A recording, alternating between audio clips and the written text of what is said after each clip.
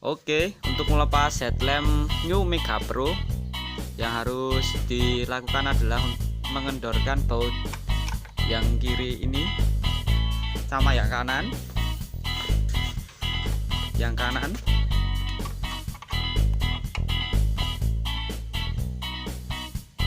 pakai kunci min biar nggak dol.